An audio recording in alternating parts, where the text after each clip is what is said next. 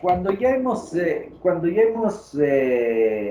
cuando queremos nosotros diseñar un tanque mezclador o un tanque de agitación, muchas de las veces, para no lanzarnos a la ciega, lo que se hace es una experimentación en laboratorio. Entonces, ¿cuál es el procedimiento para diseñar un cierto equipo? Primero yo pruebo en el laboratorio, veo condiciones, veo parámetros de diseño y de ahí sí le proyecto a una escala más grande. Este proceso en el cual a partir de los cálculos de diseño de la parte experimental yo escalo a procesos ya más grandes, es decir, a tanques mucho más grandes, con las mismas consideraciones del experimental, se llama escalamiento. Entonces, lo que vamos a hacer el día de hoy es analizar cómo a partir de datos de laboratorio yo me puedo proyectar hacia, ¿cómo se llama? Hacia tanques mucho más grandes o hacia una escala ya industrial. Entonces, antes de ver esta formulita que está en la presentación, necesito explicarles lo siguiente. Pongamos un ejemplo. Yo tengo un tanquecito pequeño en el laboratorio de 1 metro cúbico. En este yo quiero ver, quiero analizar el mezclado de una mezcla, valga la redundancia, que le vamos a llamar X. Esta mezcla X va a tener una viscosidad de X, una densidad de X, y yo ya dimensioné, o sea, yo ya hice los cálculos para un agitado a unas revoluciones, ¿de acuerdo? Entonces, este va a ser nuestro estado 1 o nuestra planta piloto. Luego me piden que yo proyecte este mismo mezclado, en cambio ya un tanque de 10 metros cúbicos, ¿sí? De 10 metros cúbicos. Entonces, primera cosa, propiedades de aquí van a permanecer fijas el momento que yo haga el escalamiento. Ya, obviamente la densidad, correcto. Acá la densidad, primero la mezcla va a seguir siendo la misma mezcla X. Eso de cajón, porque si yo le probé en el laboratorio con la X, no le voy a proyectar a la Y o a una mezcla Y, sino esta va a ser la misma mezcla X. Entonces, obviamente la densidad va a ser la misma. ¿Qué otra cosa se mantiene? La viscosidad, correcto. ¿Qué más? ¿Qué creen que sucede con el número de vueltas? ¿Podríamos decir que permanece constante? Sí puede variar, correcto, sí puede variar. Ahora, estas revoluciones de aquí, si es que yo deseo, escucharánme bien, si es que yo deseo, podría plantear en mi ejercicio que se mantengan constantes. Es decir, yo puedo decir, a mí me dio buenos resultados a esta velocidad aquí, pero probemos a ver qué tal el mezclado a las mismas revoluciones. Al fin y al cabo tenemos las mismas condiciones, ¿no? O las mismas, ¿cómo se llama? Las mismas propiedades del fluido. Podría ser. Esto le vamos a dejar en stand-by para que se entienda más adelantito. Ahora, esto es obvio, esto se va a quedar fijo, ¿no? ¿Qué creen que sucede con las relaciones del tanque? Se mantienen, correcto. Porque fíjense, si bien es cierto, aquí nosotros tenemos, podría ser un diámetro de 0,5 y un diámetro total qué sé yo, de 1. Me estoy inventando, ¿no? Ya. Entonces, esto me va a dar una relación de 0,5. Si es que yo vi que me dio un buen funcionamiento este tanque mezclado, yo la relación voy a llevar la misma, a hacer la misma. Entonces, de aquí puede cambiar de 5 a 10, por ejemplo. Claro, de 5 a 10. Pero si ustedes se fijan, la relación va a seguir siendo la misma, 0,5, 0,5. Entonces, las relaciones de dimensión también van a ser las mismas. ¿De acuerdo? Ahora, esta parte quiero que me entiendan bastante bien. Verán, nosotros a través de los cálculos que hemos hecho, determinamos la potencia de este mezclado, ¿no es cierto? ¿Sí o no? Inventémonos, digamos que para esto yo consumí 1 kilowatt, ¿ya? Entonces yo consumí 1 kilowatt. ¿Qué creen que sucede con la potencia En cambio, en el tanque más grande, va a aumentar. Pongamos un ejemplo, digamos que sea aquí 10. Es obvio, va a aumentar. Necesito más potencia porque tengo más volumen que mover. Acuérdense que la agitación era un movimiento inducido, entonces el rato que yo le induzco el movimiento, consumo una cierta energía. Ahora, si es que tengo más volumen o más materia que mover, voy a consumir más energía. Eso es entendible. Pero fíjense lo siguiente. Habíamos quedado que el volumen de uno era 1 metro cúbico. Y este volumen, el 2 era en cambio 10 metros cúbicos. Si nosotros ahora introducimos un nuevo concepto que es, ¿con qué color le hago? Con este. Un nuevo concepto que es la potencia por cada unidad de volumen que nosotros tengamos aquí. ¿Qué me va a dar? Me va a dar aquí 1 kilowatt dividido para 1 metro cúbico y me da que por cada metro cúbico yo necesito adicionar 1 kilowatt.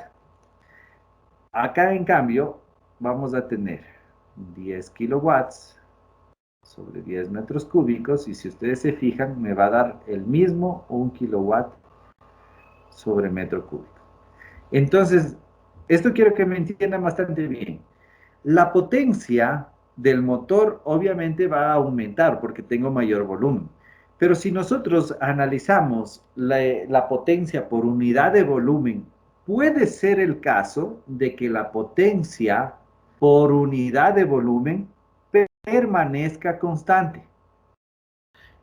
Para un motor pequeño, para un volumen pequeño, yo consumo 1 kilovatio, estábamos poniendo el ejemplo. Ahora, como yo aumenté la capacidad del tanque, ya estoy en 10 metros cúbicos, yo obviamente voy a consumir más potencia. Pero puede llegar a ser el caso en que se analice eh, la potencia por unidad de volumen. Entonces, si es que analizamos para ambos lados, para ambos proyectos, la potencia por unidad de volumen, si ustedes se fijan, nos va a dar lo mismo. Es decir, por cada metro cúbico yo consumo 1 kilovatio. Entonces, esta, esta propiedad nueva que ha sido la potencia por la unidad de volumen, puede ser el caso que se mantenga constante desde la escala de laboratorio a la escala industrial.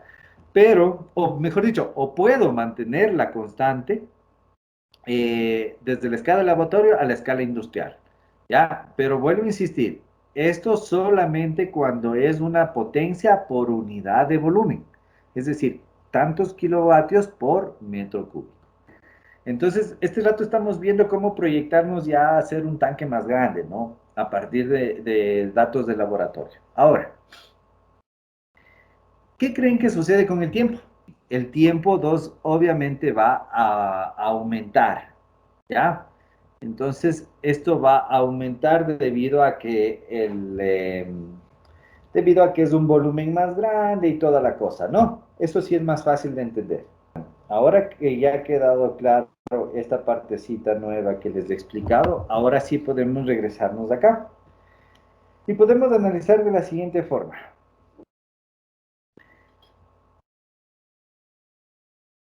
Si en nuestro caso la potencia por unidad de volumen es constante,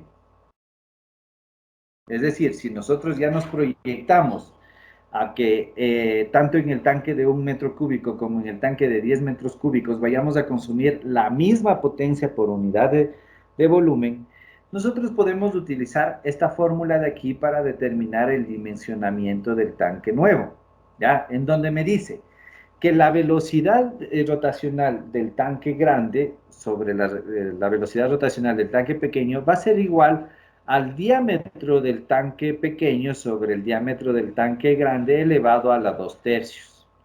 Entonces, esto, o a partir de esta relación, se puede apreciar que la disminución de la velocidad del impulsor en el escalamiento a potencia a volumen constante conduce a un mayor tiempo de mezclado en tanques grandes, que es justamente lo que estábamos hablando, que empíricamente nosotros ya nos dimos cuenta que el tiempo va a ser obviamente mayor.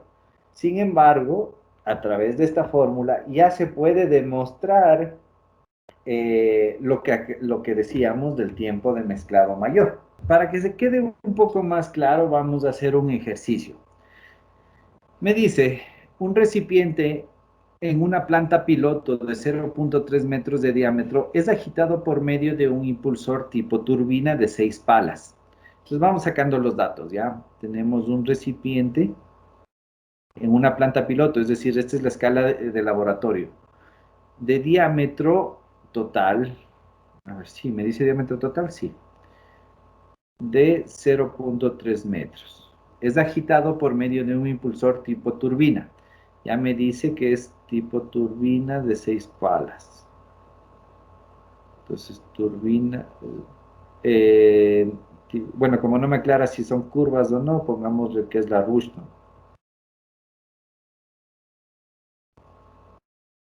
Ya. De diámetro de 0.1 metros. El diámetro de aquí es de 0.1 metros. Punto. Cuando el número de Reynolds del impulsor es de 104,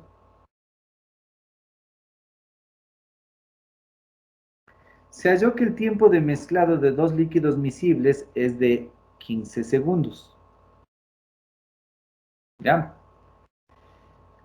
Y que la potencia requerida, es decir, la potencia en el tanque 1, pero me dice que es por metro cúbico, entonces va a ser una potencia por unidad de volumen, fue de 0.4 kilowatts por metro cúbico. ¿Ya? Eso es lo que me está diciendo. Me pregunta, ¿qué potencia se requerirá proporcionar a un impulsor para obtener el mismo tiempo de mezclado? Aquí me está aclarando que el tiempo de mezclado 1 tiene que ser el tiempo de mezclado 2, ¿ya? En un recipiente de diámetro total de 1.9, ¿ya? Eso es lo que me está pidiendo para el literal A. Y para el literal B me dice, ¿cuál sería el tiempo de mezclado?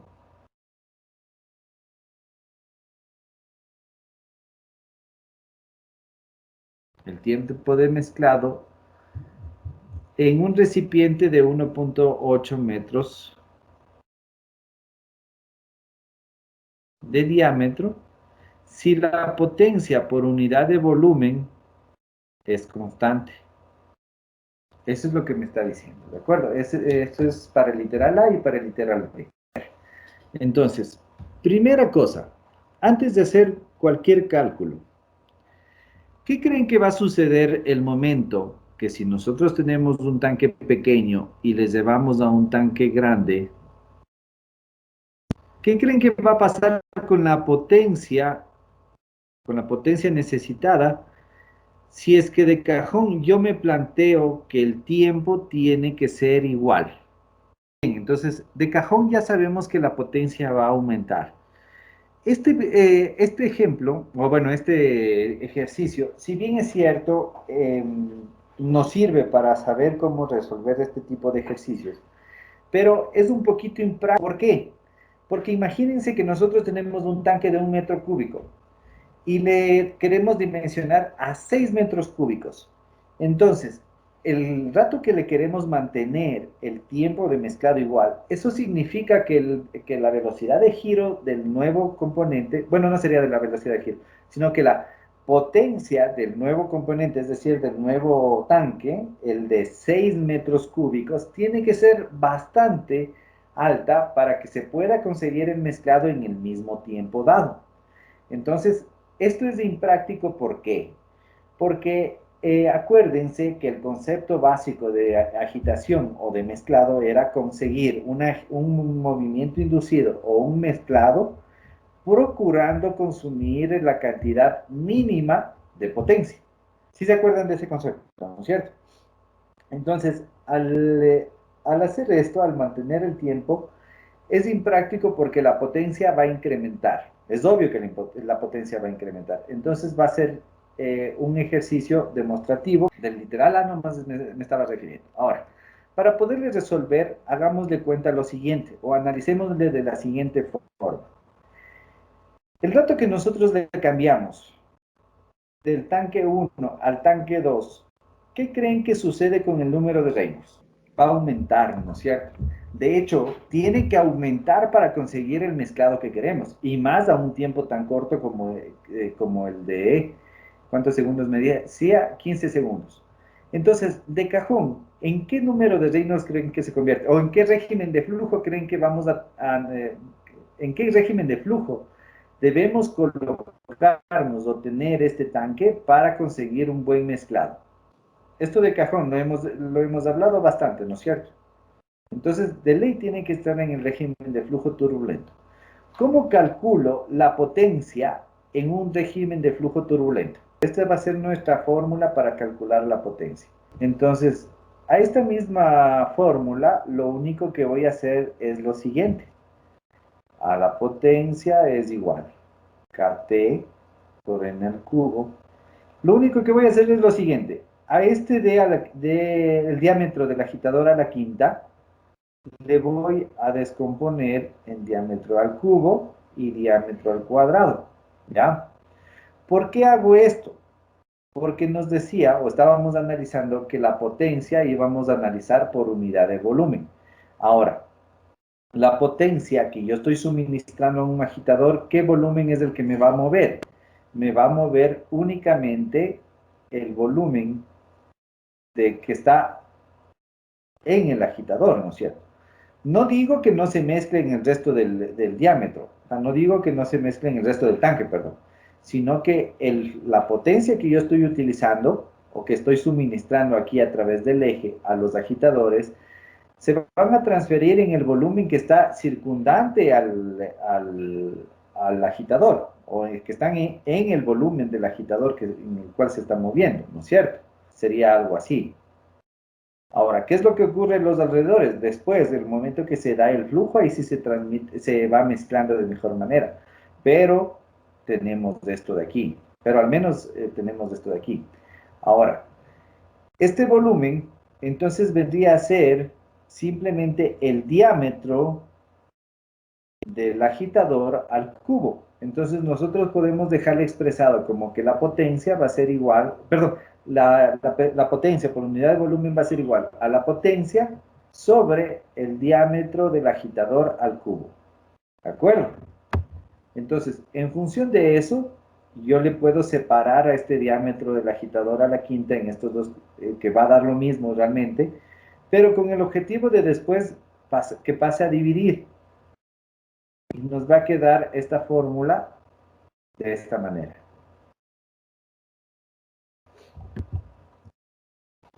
Voy a volver a escribir la fórmula para que se pueda entender. Entonces me quedaría P sobre D al cubo es igual a KT, aquí es N, por N al cubo, por DA al cuadrado y por la viscosidad, por la densidad, ¿no es cierto? Entonces, estos dos términos de aquí van a permanecer constantes en esta fórmula. Lo que podemos hacer es introducirle en una nueva constante, es decir, esta nueva constante que le vamos a llamar CA va a ser igual a KT por la densidad. Entonces, reemplazamos y nos va a quedar de esta manera.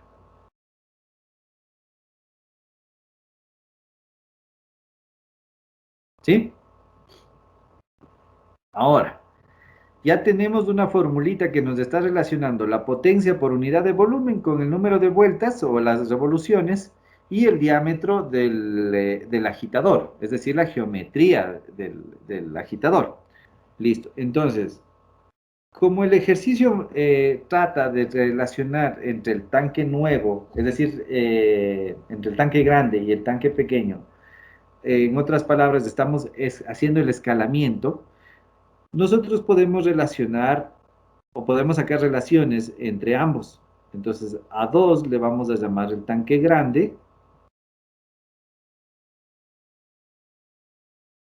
y a 1 le vamos a llamar el tanque pequeño. ¿Ya? Entonces, si nosotros queremos ver qué relación de potencia tiene esto, nos quedaría de la siguiente manera. CA por N al cubo en el tanque grande por el diámetro del agitador en el tanque grande al cuadrado sobre CA por N al cubo en el tanque pequeño por el diámetro del agitador en el tanque pequeño al cuadrado. Entonces esto me va a quedar P2 sobre DA2 P1 sobre DA1 al cubo es igual. Me va a quedar N del tanque grande sobre N del tanque pequeño al cubo por dA del tanque grande sobre el tanque pequeño al cuadrado. ¿Sí le ven? Entonces aquí hemos obtenido una relación entre las dos potencias, entre las dos velocidades de giro y entre el diámetro, ¿no es cierto? Si nosotros queremos que se alcance, eh, a ver, si nosotros en este caso nos planteamos en el literal A que nos decía que el tiempo tiene que ser igual, ¿qué creen que sucede con las velocidades? Teníamos una relación 1 para un tiempo 1, ¿ya? Ahora, como tenemos un tiempo 2, tenemos una relación 2, ¿no es cierto? Esto es lo que hemos visto, ¿ya? Si es que nosotros queremos conseguir un tiempo 1, necesitamos una relación 1. Pero ahora, ¿qué es lo que sucedía? Que ambos tiempos tenían que ser iguales, ¿no es cierto? Entonces, ¿qué significa? Que estas dos relaciones van a ser las mismas. En este caso, en este ejercicio, solo en este ejercicio, nosotros simplificaríamos este término de aquí, justo porque nos está pidiendo el ejercicio como tal que planteemos tiempos iguales. Entonces, el rato que planteamos tiempos iguales, se simplifica eso y vamos a tener que nos queda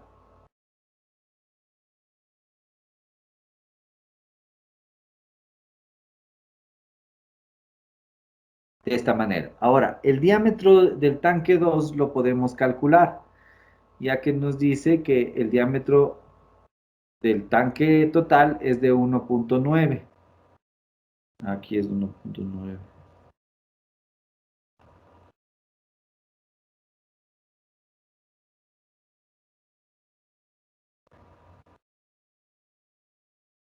¿Ya? Entonces me dice que es el diámetro del tanque grande de 0,65 metros. Y el tanque pequeño tenía en cambio un diámetro de 0.1 metros, si mal no me equivoco. Déjenme ver. Sí, 0.1 metros. Entonces de aquí nos va a dar... Ya, entonces, el rato que nosotros ya tenemos esto, sale 6.5 al cuadrado, esto sale 42.25. Entonces, ¿qué quiere decir?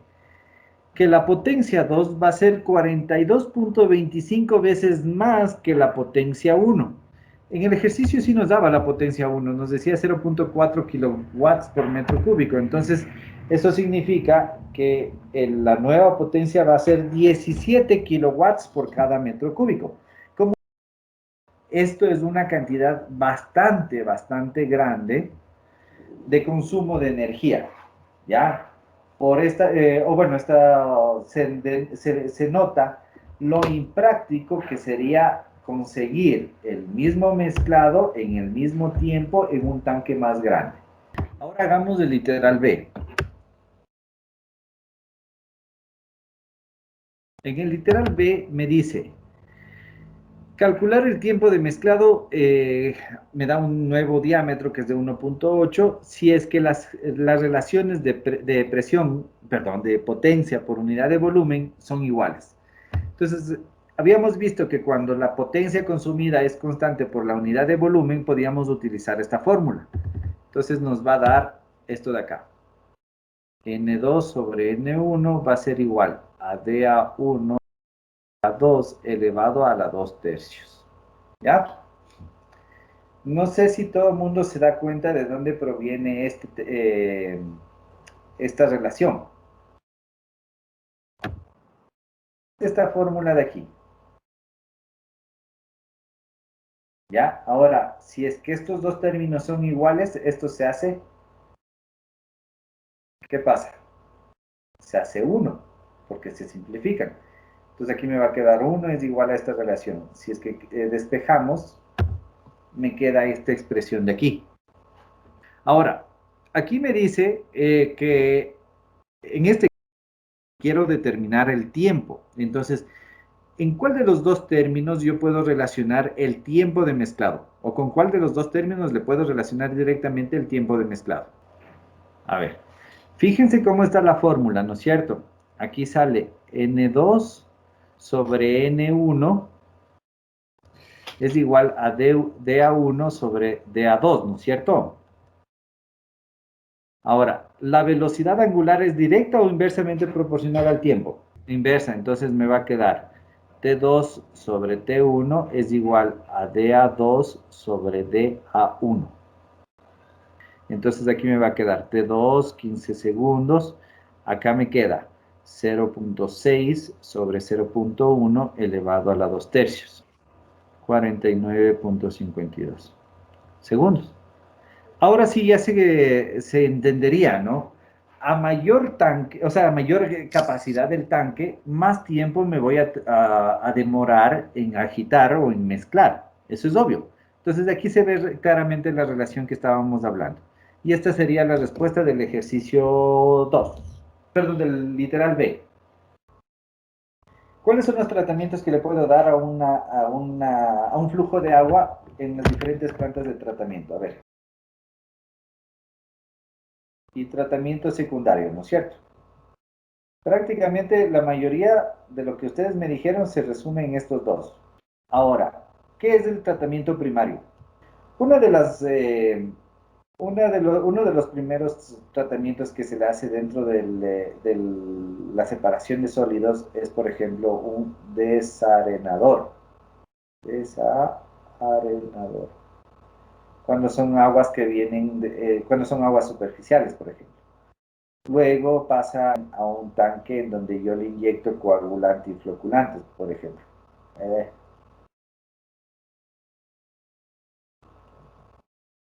Coagulante y floculante, ya. Entonces, fíjense, si es que mi planta de tratamiento de aguas no tiene una inyección en tubería, es decir, que mediante base, mientras está circulando el agua yo le inyecto al tanque el químico, yo de aquí ya necesitaría diseñar un tanque de agitación, o por lo menos de mezclado, ¿no es cierto? Entonces, esta es una primera operación. Ahora, luego de esto yo necesitaría un tanque sedimentador en donde por acción de estos químicos que les he puesto se pueda separar los principales sólidos. O si es que me salto esta parte de los químicos, simplemente un sedimentador para que, debido a la diferencia de densidades, caiga la mayoría de sólidos. Se convertiría en algo muy parecido a estos dos de aquí. Cuando nosotros tenemos un tanque sedimentador o un tanque simplemente ecualizador, es decir, en donde le damos un tiempo suficiente ¿cómo se llama? Al agua para reposar y que se dé por diferencia de densidad el descenso de los sólidos, es muy importante conocer una ley que se llama la ley de Stock. No sé, de Stokes, perdón. Ya, ahora, ¿qué es la ley de Stock? La ley de Stock lo que es un análisis de un cuerpo sólido sumergido en el flujo de un fluido. O en otras palabras, expresándome mejor, la ley de Stock lo que hace es analizar a un sólido sumergido en un fluido. ¿Ya? Entonces va a ocurrir esto. Si este es mi sólido, las líneas que le acabo de hacer van a ser el fluido o el flujo del fluido. Entonces, ¿por qué hay que relacionar esto de la ley de Stokes con una planta de tratamientos? Debido a que si nosotros, en cambio, tenemos el análisis de que esta pelotita de aquí o este sólido de aquí pueda tener un suficiente peso, en vez de que este sólido adquiera una velocidad tangencial, va a tener una velocidad normal. Es decir, vamos a tener aquí en X y en Y. Esta velocidad en Y va a ser la velocidad de sedimentación. Entonces, a través de la ley de Stokes, yo lo que puedo hacer es calcular cuál va a ser esta velocidad con la que un fluido puede descender, perdón, con la cual un sólido puede descender en un fluido, ¿ya? Entonces, ese es el tema de interés, eso es lo que vamos a ver. Eso es lo que vamos a tratar de relacionar con lo que hemos visto hasta este momento.